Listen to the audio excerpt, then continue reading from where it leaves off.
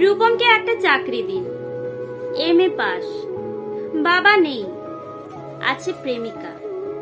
সে আর 2-1 মাস দেখবে, তারপর নদীর এপার থেকে ওপারে গিয়ে বলবে, রূপম আজ চলি, তোমাকে মনে থাকবে। রূপমকে একটা চাকরি দিন, যে কোনো কাজ, পিয়নের কাজ হলেও চলবে।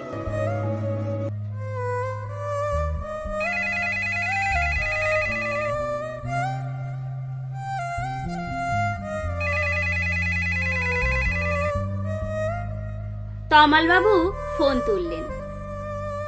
ফোনের অন্য প্রান্তে যারা কথা বলেন তাদের যেহেতু দেখা যায় না, সুতরাং তারা দুর্গেয়। তমালবাবু মামাকে বললেন, রূপমের একটা চাকরি দরকার। মামা বললেন কাকাকে, কাকা বললেন জ্যাঠাকে, জ্যাঠা বললেন বাতাসকে। মানুষ জানলে একরকম, কিন্তু বাতাস জানলে প্রথমেই ছুটে যাবে দক্ষিণে। সে বলবে দক্ষিণের অরণ্যকে, অরণ্য বলবে আগুনকে। আগুন গেল আলিমুদ্দিন স্ট্রিটে, আলিমুদ্দিন ছুটল নদীকে বলার জন্য।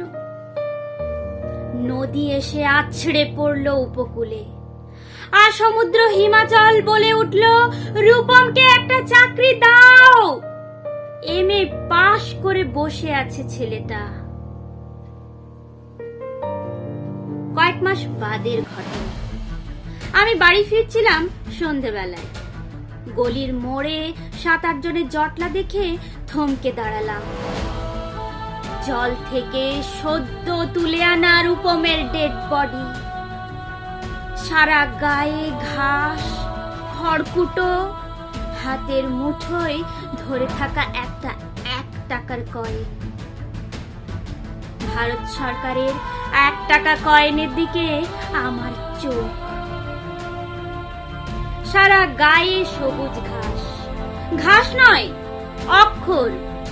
এমএ পাস করতে একটা ছেলেকে যত অক্ষর পড়তে হয়, সেই সমস্ত ব্যর্থ অক্ষর ওর গায়ে লেগে আছে।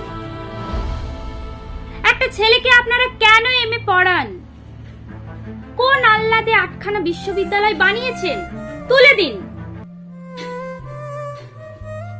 এই কথাগুলো বলবো বলে ফোন তুললাম পবিত্র সরকারের। ফোন বেজে চলল, ফোন বেজে চলল, ফোন বেজেই চলল। 20 বছর ধরে ওই ফোন বেজে চলেছে, আরো 20 বছর বাজবে। বাতাস বলছে অরণ্যকে, অরণ্য চলেছে নদীর দিকে। নদী উপকূল থেকে আছড়ে পড়ে বলবে, রূপমকে একটা চাকরি দিন।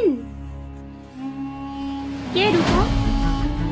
রূপম আচার্য, বয়স 26, এমএ পাস, বাদিকের গালে একটা কাটা দাগ আছে। রূপমকে একটা চাকরি দিন। এমএ পাস করে বসে আছে ছেলেটা। রূপমকে একটা চাকরি দিন।